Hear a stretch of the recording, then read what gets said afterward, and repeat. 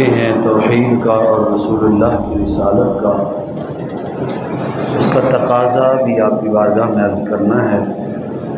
اگر کسی نے تفصیل کے ساتھ پڑھنا ہے تو وہ سورۃ العصر، چھوٹی سی سورت ہے قرآن پاک کی، اس کی اگر تلاوت کر لیں گے تو معلوم ہو جائے گا کہ ہمیں زندگی کیسے گزارنی چاہیے، کلمے کا کیا تقاضا ہے، ہم نے جو اللہ کو مانا ہے، رسول اللہ کو جانا اور مانا ہے، اس کے تقاضے کیا ہیں۔ تو میں مختصر عرض کر دیتا ہوں۔ اللہ نے فرمایا کہ قسم ہے رواں زمانے کی، یا قسم ہے محبوب کریم صلی اللہ علیہ وسلم کے زمانے کی۔ حضور کا زمانہ لوگ مسلمان نمازیں قضا نہیں کرتے تھے، حلال و حرام کا خیال رکھتے تھے، اور اللہ کے تمام تر احکام کو غربت، بے وطنی اور بھوک و پیاس کے باوجود مکمل طور پر عمل کرتے تھے۔ اس لیے اللہ نے فرمایا قسم ہے زمانہ محبوب کی، یعنی اگر تم نے زمانہ وہ بنانا ہے جو لائق قسم ہو جائے اور بخشش کا ذریعہ بن جائے، نجات کا ذریعہ بن جائے، تو آپ کا زمانہ زندگی کا زمانہ محبوب کے مشابہ ہو جائے۔ آپ کا بیٹھنے کا وقت، اٹھنے کا وقت، سونے کا وقت، جاگنے کا وقت، ملاقات کا وقت، بیٹے کے ساتھ تعلق کا وقت، وہ تعلق، اور زندگی کا ہر لمحہ، ہر صبح، ہر شام، وہ رسول اللہ صلی اللہ علیہ وسلم کے زمانہ مبارک سے مشابہ ہو جائے، تو اللہ فرماتا ہے قسم ہے اس زمانے کی، وہ زمانہ۔ اور وہ کیسے ہوگا؟ اللہ نے فرمایا اگر زمانہ ایسا نہ ہو سکا، ان الانسان لفی خسر، انسان پھر نقصان میں ہے، خسارے میں ہے، مگر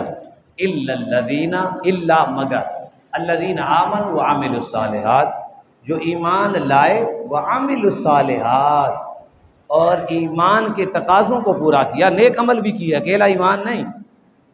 آمنوا وعملوا الصالحات، ایمان لانے کے بعد، نیکی کرنے کے بعد آپ اکیلے خود نیک نہیں نہ بننا۔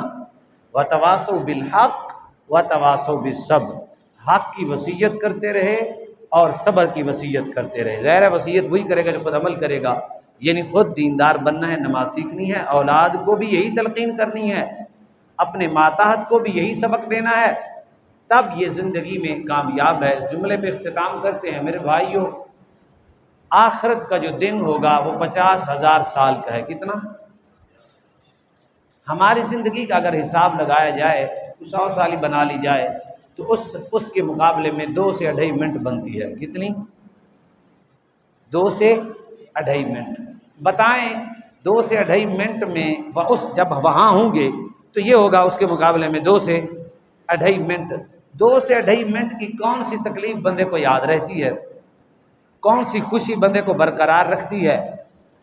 بلکہ حدیث پاک کا خلاصہ اور ختم، قیامت کے دن جو بندہ گناہوں سے لذت حاصل کی، کوئی بیماری نہ لگی، لوگوں پر حکومتیں کرتا رہا، ظلم و تشدد کرتا رہا، آپ خود بخود صحیح رہا، مر گیا، کچھ بھی نہ ہوا، نہ مرض لگی، بالکل ٹھیک ٹھاک گیا، قیامت کے دن اللہ تعالیٰ اسے پکڑے گا، اور حدیث پاک میں ہے جہنم میں ایک ٹبکی ایسے جلدی جلدی نکال دیا، اسے پوچھا جائے گا بتا وہ جو تیری عیش و عشرت سی دنیا میں کیسی ہے؟ وہ کہے گا وہ مجھے یاد ہی نہیں ہے۔ یہ تو بڑی سخت تکلیف ہے۔ اور وہ آدمی جو نماز کے ٹائم آتا تھا، یار بھی کہتے سن چڑھ مولوی بڑھیا تو بڑا بہ جیسا نہ گال کر لے، جہاں نے آگے مولوی بڑھے، کچھ اس طرح ہوتا ہے۔ کچھ بچہ، چھوٹا بچہ، اس نے دامن میں پکڑ لیا، ابو جی نہ آ جاؤ، یار کا فون آ گیا، یار میں چوک کے آ رہا ہوں۔ بہرحال قصہ مختصر، لوگ روکتے رہے، وہ مسجد میں آتا رہا، لوگ اسے تانا دیتے رہے ڈا صوفی نہ بڑھ، سدھا رہے ہوں تو رزق ہی نہیں لبڑا، لیکن وہ کوشش کرتا رہا کہ میں نے حلال رزق کمانا ہے۔ لوگ اس کے آگے کھڑے ہوتے رہے، وہ محنت کرتا رہا، کبھی ادھر سے تکلیف، کبھی ادھر سے، کبھی ادھر سے۔ میرے بھائیوں، قیامت کے دن وہ تکلیفیں، بیماری، شوگر، فلاں فلاں ساری تکلیفیں، رہا مومن، اللہ تعالیٰ جنت میں ایسے ڈال کے نکال لے گا۔ اللہ فرمائے گا بتا وہ تجھے تکلیفیں یاد ہیں؟ مالک اتنی راحت آئی ہے، وہ تو تکلیفیں مجھے یاد ہی نہیں رہی، اتنا سکون آیا ہے، وہ تکلیفیں مجھے یاد ہی نہیں رہی۔ اس لیے یہ مختصر زندگی تھوڑی سی زندگی ہے، کلمے کا اقرار کے ساتھ ساتھ اس کے تقاضے پورے کریں، اپنی اولاد کو اسلام، دین، نماز، روزہ، حج، زکوٰۃ، حلال حرام، بڑا چھوٹا، اپنا بگانا، سب کے آداب سکھائیں، اور جو آپ کے پاس ماتحت ہیں ان کے ساتھ بھی ایسے ہی کریں۔ اللہ کے حضور دعا ہے اللہ مقصد زندگی میں ہم سب کو کامیاب فرمائے، آمین۔